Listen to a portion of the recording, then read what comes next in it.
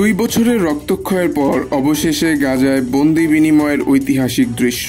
যুক্তরাষ্ট্রের মধ্যস্থতার যুদ্ধবিরতির 72 ঘন্টার মধ্যে মুক্তি পেয়েছেন জীবিত 20 ইসরায়েলি জিম্মি এবং প্রায় 2000 ফিলিস্তিনি বন্দী।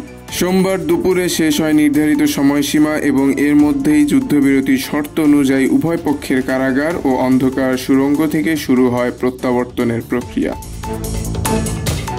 আল জাজিরার প্রতিবেদন অনুযায়ী 2023 সালের 7 অক্টোবর ফিলিস্তিনি প্রতিরোধ যোদ্ধাদের হাতে জিম্মি হয়েছিলেন মোট 48 ইসরায়েলি। তাদের মধ্যে 20 জন জীবিত, বাকি 28 জনকে মৃত বলে নিশ্চিত করা হয়েছে।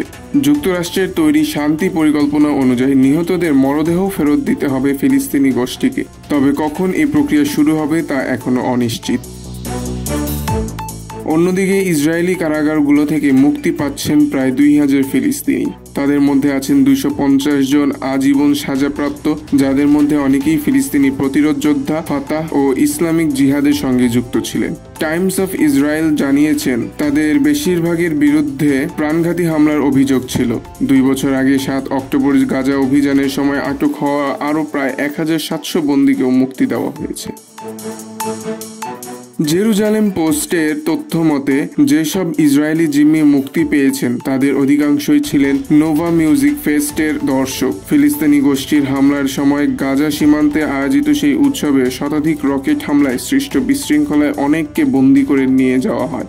মুক্তিপ্রাপ্তদের মধ্যে অনেকেই 2 বছর কাটিয়েছেন ভূগর্ভস্থ সুড়ঙ্গে, যেখানে পানি, আলো কিংবা চিকিৎসার অভাব ছিল প্রবল। অন্যদিকে ফিলিস্তিনি বন্দীদের মুক্তির মুহূর্ত ছিল এক ভিন্ন রকমের আবেগ। পশ্চিম তীরের বিরজেইদ বিশ্ববিদ্যালয়ের অধ্যাপক বেসিল ফাররাজ বলেন, আমরা জানি গত 2 বছর ইসরায়েলি কারাগারগুলোতে ফিলিস্তিনিদের উপর ভয়াবহ নির্যাতন চালানো হয়েছে, শারীরিক নিপীড়ন থেকে শুরু করে যৌন সহিংসতার অভিযোগ পর্যন্ত। এদিকে বন্দি বিনিময়ের সফলতা ঘিরে এখন আলোচনায় মিশরের শারম আল শেখে হতে যাওয়া শান্তি সম্মেলন। সিজিটিএন এর তথ্য মতে সেখানে 20টি দেশের নেতারা উপস্থিত থাকবেন। লক্ষ্য গাজায় স্থায়ী যুদ্ধবিরতি ও আঞ্চলিক স্থিতিশীলতার নতুন অধ্যায় সূচনা। তবে বিশ্লেষকরা বলছেন প্রেসিডেন্ট ট্রাম্পের এই শান্তি চুক্তি মূলত যুদ্ধবিরতির বাইরে কিছু নয়। কাতারের দোহা ইনস্টিটিউটের অধ্যাপক মোহাম্মদ এল মাসরি মনে করেন এই পরিকল্পনায় দখলকৃত পশ্চিম তীর, গাজার অবরোধ বা সংঘাতের কাঠামোগত কারণ নিয়ে কিছুই নেই। এটি কেবল অস্ত্রবিরতি, স্থায়ী শান্তি নয়। গাজা হয়তো কিছুদিনের জন্য নীরব থাকবে, কিন্তু ইতিহাস বলছে এই নীরবতা অনেক সময় ঝড়ের পূর্বাভাস হয়ে আসে।